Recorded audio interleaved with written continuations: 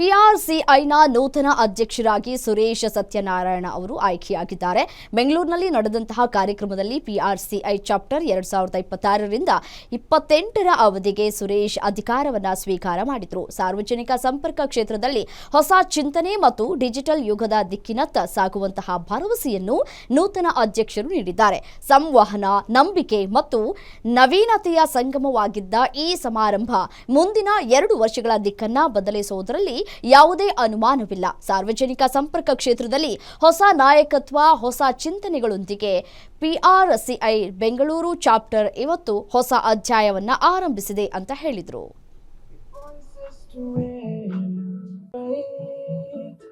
We are here to communicate, to make a better world.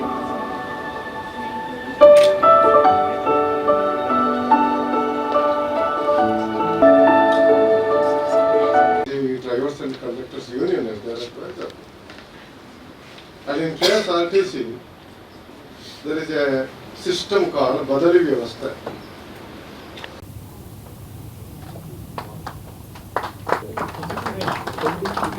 We welcome you for the PRCI World.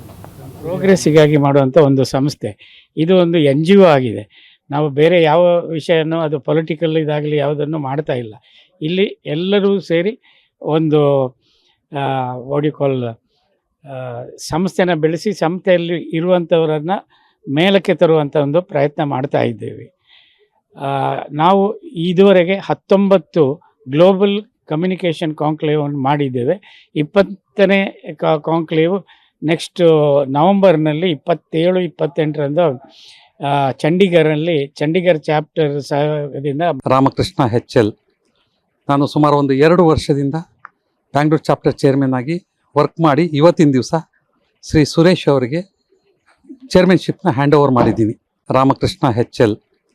ನಾನು ಸುಮಾರು ಒಂದು 2 ವರ್ಷದಿಂದ Bangalore chapter ಎಲ್ಲವೂ ಸಮಾಜಕ್ಕೆ ಹೆಲ್ಪ್ ಆಗಲಿ ಅನ್ನೋ ಒಂದೇ ಉದ್ದೇಶದಿಂದ ಮಾಡ್ತಾರೆ ವಿನಃ ಇಲ್ಲಿ ಯಾವುದೇ ರೀತಿಯಾದಂಥ ಪ್ರಾಫಿಟ್ ಇಲ್ಲ. It's a non government non profit organisation.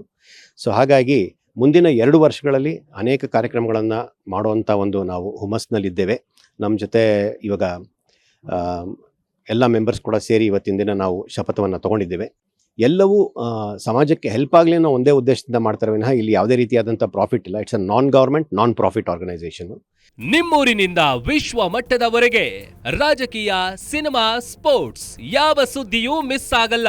ಬರೀ ಸುದ್ದಿಯಷ್ಟೇ ಅಲ್ಲ, ಜೊತೆಯಲ್ಲೇ ಇರುತ್ತೆ ವಿಶ್ಲೇಷಣೆ. ಗ್ಯಾರಂಟಿ ನ್ಯೂಸ್ನ ಸಬ್ಸ್ಕ್ರೈಬ್ ಮಾಡಿ, ಫಾಲೋ ಮಾಡಿ, ಕ್ಷಣ ಕ್ಷಣದ ಅಪ್ಡೇಟ್ಸ್ ಪಡೆಯಿರಿ.